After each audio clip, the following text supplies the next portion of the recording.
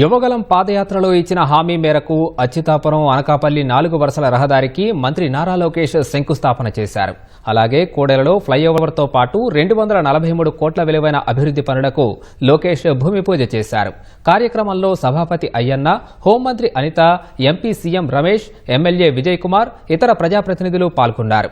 అధికారంలోకి రాగానే గుంతల రోడ్ల నుంచి మోక్షం కల్పిస్తామని ఇచ్చిన హామీని నెరవేర్చుకున్నామని లోకేష్ తెలిపారు. కేంద్రం సాయంతో 5 ఏళ్లలో రాష్ట్ర రూపురేఖలు పూర్తిగా మార్చేస్తామని చెప్పారు.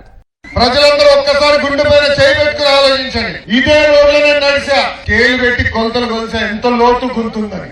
నేను ఎక్కడ నడవాలంటే కార్యకర్తలు పక్కన పెట్టుకుని సరదాగా చేసి మాట్లాడుతూ నడిచారు. కానీ మన ప్రాంతానికి వచ్చి గల గుంటలు చూసి ఆగ్రహం ఇప్పుడు మాట్లాడదు, ఏ గుంతలు ఎప్పుడు పడతామో తెలియని పరిస్థితి. కానీ అదే ఎన్డీఏ ప్రభుత్వం అధికారంలో వచ్చిన వెంటనే రిపేర్లకి డబ్బులు విడుదల చేసి పెద్ద ఎత్తున రోడ్లు రిపేర్ చేస్తాం జరిగింది. ఇంతేకాదు ఆనాడు నేను హామీ ఇచ్చా, ఎన్డీఏ ప్రభుత్వం అధికారంలోకి వచ్చిన వెంటనే ఈ రోడ్ విస్తరణ కూడా చేస్తాం, 4 లేన్ రోడ్ వేస్తాం అని ఆనాడు చెప్తాం జరిగింది.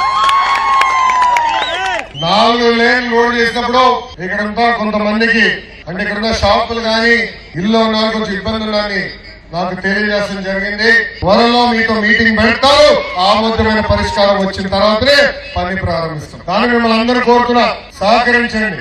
అభివృద్ధి కార్యక్రమాలు మళ్ళీ రావు, వచ్చినప్పుడు పుచ్చుకోవాలి.